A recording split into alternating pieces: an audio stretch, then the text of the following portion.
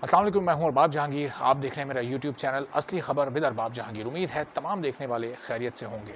जनाब, पाकिस्तान के तमाम मेडिकल स्टूडेंट्स जिन्होंने 13 नवंबर को एमडी कैट दिया, अब उनके आहिस्ता आहिस्ता एडमिशन्स का सिलसिला बाकायदा तौर पर शुरू हो चुका है और सबसे बड़ी तादाद में पंजाब में स्टूडेंट्स ने ये टेस्ट दिया था। 80,000 से ज़ायद स्टूडेंट्स ने यूएचएस के अंडर में ये टेस्ट दिया और बाद में यूएचएस और पीएमसी की इर्रेगुलरिटीज़ के खिलाफ, आउट ऑफ सिलेबस एमसीक्यूज़ के खिलाफ, रॉन्ग कीज़ के खिलाफ अदालत भी गए बहुत सारे स्टूडेंट्स, लेकिन वहाँ से मेडिकल ट्रिब्यूनल जाने का कहा गया और उस केस को, उस पिटीशन को खारिज कर दिया गया।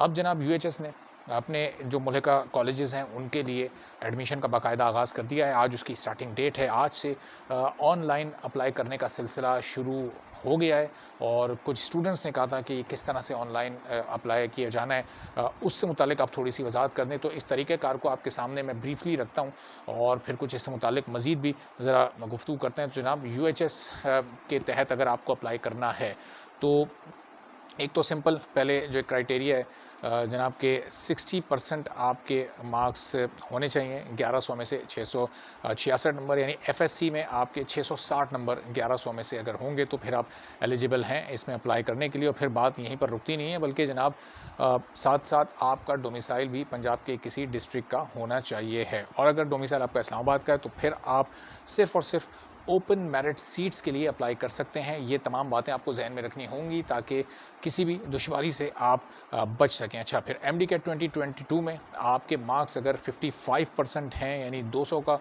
ये पेपर था, 200 मार्क्स का, तो 110 या इससे ज़ायद नंबर्स हैं तो आप अप्लाई कर सकते हैं।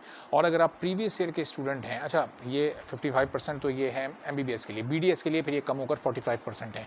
और अगर आप स्टूडेंट हैं जनाब प्रीवियस ईयर के 2021 में आपने एमडी कैट दिया और आपके नंबर अगर उसमें ज़्यादा थे तो आप उसके रिज़ल्ट की बुनियाद पर भी अप्लाई कर सकते हैं। लेकिन चूँकि वो 210 नंबर का पेपर्स था और उस वक्त पासिंग क्राइटेरिया 65% था, तो आपको 137 या इससे अबव अगर आपके मार्क्स हैं तो फिर ही आप अप्लाई कर सकते हैं। एग्रीगेट फार्मूला आपको पता है कि जनाब मैट्रिकुलेशन मैट्रिक का 10%, एफएससी का 40% और एमडी कैट का 50% है।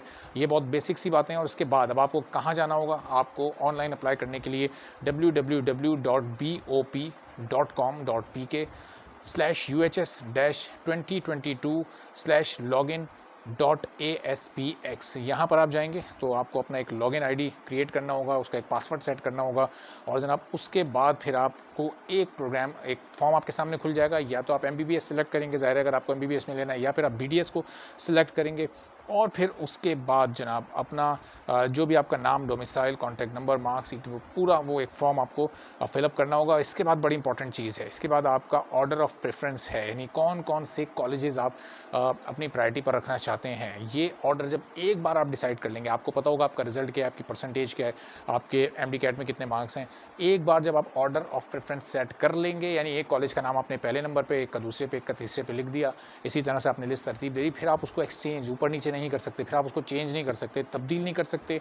तो बहुत एहतियात से एक पहले रफ लिस्ट बना लीजिएगा, उसके बाद फिर ये ऑनलाइन फॉर्म फिल कीजिएगा, ताकि एक बार जो आपने लिख दिया फिर वो रिवर्स नहीं होगा, तो बाद में कोई इशू ना हो। और अगर किसी कॉलेज का नाम आपने प्रेफरेंस में नहीं लिखा, ऑर्डर ऑफ प्रेफरेंस में, तो उस कॉलेज में आपको एडमिशन नहीं दिया जाएगा। यानी जिन नामों को आपने पिक किया है, सिलेक्ट किया है, लिखा है, चूज़ किया है, उसी में से आपको किसी में अगर आपका मेरिट बन रहा होगा तो एडमिशन दिया जाएगा। अदरवाइज़ एडमिशन उन कॉलेजेस में नहीं होगा जिसका नाम आपने लिस्ट में नहीं लिखा होगा। अच्छा जनाब, अब हाफिज़ कुरान और स्टूडेंट विद स्पेशल एबिलिटीज़, ये जो ख़ास स्टूडेंट्स होते हैं जिनको अल्लाह ताला ने ख़ास सलाहियतें दी होती हैं, उनको डिसेबल नहीं कहते। वो डिसेबल स्टूडेंट्स नहीं हैं, बल्कि उनको अल्लाह ताला ने अगर कहीं कोई एक आध उनमें कोई सलाहियत अगर कम रखी होती है तो उसके बदले में कोई एक या दो ऐसी सलाहियतें दी होती हैं गैर मामूली, जो कि हम में से किसी में नहीं होती, तो वो होते हैं स्टूडेंट्स विद स्पेशल एबिलिटीज़। ये आप हमेशा याद रखिएगा, स्टूडेंट्स विद स्पेशल एबिलिटीज़। उनके लिए जनाब क्या सिलसिला है? उनके लिए सिलसिला ये होगा कि वो अपने रेलेवेंट बॉक्सेस, उनके बॉक्सेस वहाँ पर आ रहे होंगे ऑप्शंस में, वो टिक करेंगे उस पर और फिर जो भी उनके रिक्वायर्ड डॉक्यूमेंट्स हैं वो उसको वहाँ पर सेंड कर देंगे और स्कैन कर देंगे जो भी उनसे वहाँ चीज़ें मांगी गई होंगी। अब ये पूरी इन्फॉर्मेशन जनाब आपने पिक कर लेनी है और उसके बाद ये एप्लीकेशन जब एक बार सबमिट आप कर देंगे इन तमाम चीज़ों को रीचेक करने के बाद, फिर आप इसमें कोई भी चीज़ एडिट नहीं कर सकते। इसलिए सेव करने से पहले, सबमिट करने से पहले एक बार इसको पूरा पढ़ लीजिएगा और जनाब फिर ऑनलाइन जब ये सब एप्लीकेशन ये सबमिट हो जाएगी तो आपको ईमेल के ज़रिए बताया जाएगा और फिर उस ईमेल जब आपके पास आ जाएगी उसको आप उसका एक प्रिंट आउट लेंगे और फिर 1000 रुपये जो फ़ीस है जो कि नॉन रिफंडेबल होगी वो बैंक चालान के साथ जमा हो जाएगी। तो ये जनाब ये तो आगाज़ है कि ये सिलसिला है, तो इनिशियल आपने एक स्टेप लिया है।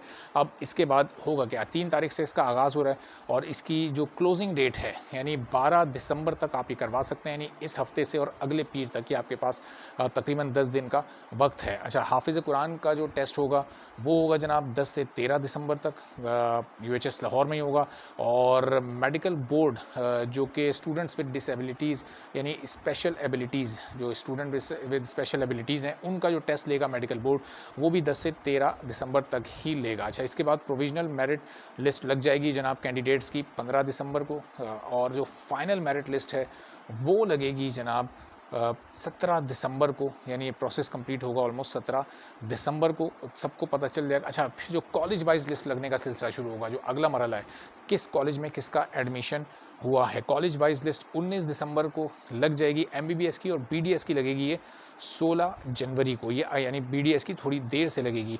अच्छा, फिर लास्ट डेट जो कॉलेज की फ़ीस सबमिशन की होगी जो बैंक ऑफ पंजाब में जमा होगी वो 22 दिसंबर होगी MBBS के लिए और 19 जनवरी वो होगी BDS के लिए जनाब।